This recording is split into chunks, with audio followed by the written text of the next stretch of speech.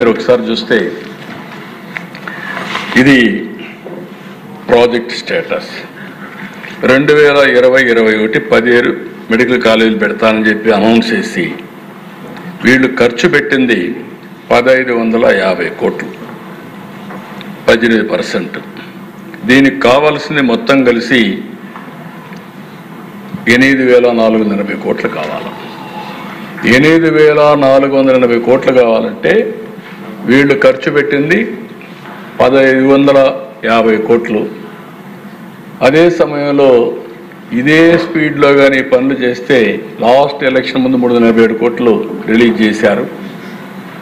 అయితే నేను వచ్చిన తర్వాత దగ్గర 787 కోట్లు రిలీజ్ చేశాం. నేను విధ్వంసానికి ఎప్పుడు పోను.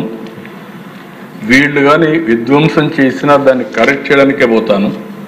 నేను అందుకనే ప్రజావేదిక అట్లనే పెట్టా, విధ్వంసానికి చిహ్నంగా ఉండాలని.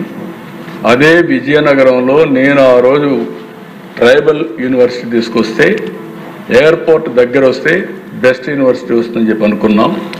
దాన్ని మార్చి సాలూరు తీసుకెళ్లారు. కానీ సాలూరు తీసుకుపోయాడు కాబట్టి నేను అడ్డం పడాలని నేను పడను. సాలూరులో ట్రైబల్ యూనివర్సిటీ పూర్తి చేసే బాధ్యత నేను తీసుకున్నాను. ప్రజా ఇంట్రెస్ట్, పబ్లిక్ ఇంట్రెస్ట్ కోసం అలాంటి కార్యక్రమాలు చేసి ముందుకు పోయాం. ఈరోజు 11 మెడికల్ కాలేజీలు మీరు చూస్తే ఆయన కట్టినట్టుగా కడితే ఇంకొక 15 ఏళ్ళు అవుతుంది. 15 ఏళ్ళు మనుషులు బతకాలి, ఆ తర్వాత కాలేజీలు వస్తాయి.